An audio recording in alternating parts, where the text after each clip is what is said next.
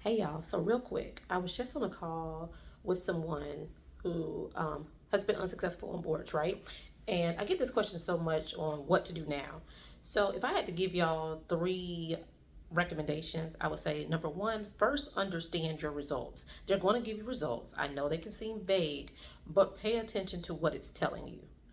And oftentimes they talk about assessment, diagnosis, the evaluation, treatment, implementation, all the things that I tell y'all to study, right? So focus in on what that means. I have videos on it too to kind of break that down. Go to their website. The answers are right here for you, but you have to know where your deficits lie. If you don't know where your deficits lie, how can you make the adjustments, right?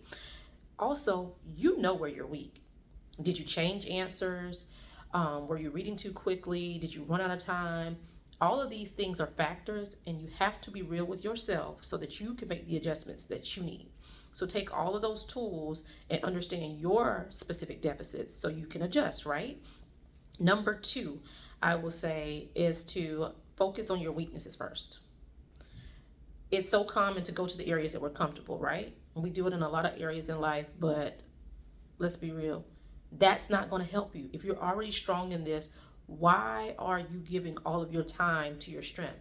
The strengths should be incorporated in your review to maintain the strength, but you need to focus on your weakness. I know it is difficult. I know you struggle. I know you're busy, and I know it's harder to focus this in, but this is what you need to get to the other side of your goal, right? So focus on your weaknesses first and then pivot on to those strengths, right? And then lastly, number three is note the things that apply. And I'm saying this crazy, but focus on the application. Oftentimes, it's not the knowledge that you're deficit in, it's applying the knowledge that you're deficit in. And y'all probably hear me say this all the time. And when I'm working with people and I'm doing question analysis or I'm doing reviews, this is what I am commonly seeing. You know this, you can recall it, but you can't apply it. So you have to start using what you have to be able to adjust in that factor. Those practice questions that you're doing, it doesn't mean that you need to do a different Q bank. You need to look at what the Q bank is telling you. If you are consistently missing a particular area, you're weak in that. I don't care that you can recall it over and over and over and over. There's something that you're weak in that's making you miss this consistently, right? And I say this often because a lot of times we study things so vaguely. So, oh, they present it like this, so I know it's this diagnosis and I treat like this. I know it. Yeah, but if they pivot and give you another question and say, hey, the patient's allergic to this, what do you do now? You don't know that because you didn't study that. So that's where the application mixes up. Or if they're telling you a scenario,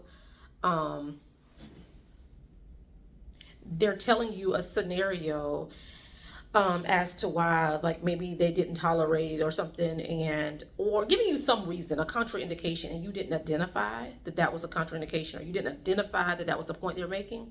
It's an application deficit, because if you study all areas of it, that I always say, assessment, diagnosis, evaluation, and treatment. And when you look at treatment, first line, second line, alternatives. What do you do if they're allergic? If you are studying in this fashion, you're going to cover the bases of all of that, right? So if they ask you these different things, you'll know what they're approaching you with, so you can pivot in any type of scenario. And I know we're not going to know everything. There's going to be questions that you are completely stumped on, and that's fine. But on a baseline level, you should be able to know and apply the knowledge of an entry level MP to be successful. And that's those most common diagnoses that you're going to see day to day. You know what you're going to see. You're already a nurse. You know what you're going to see. And also, bonus, make sure that you are answering questions within your scope. And what do I mean by that? If you work in acute care because you've worked in the hospital as a nurse, but you are preparing as an FNP, an AGNP, you are not acute anymore. So you have to know the things that you can do as an FNP or AGNP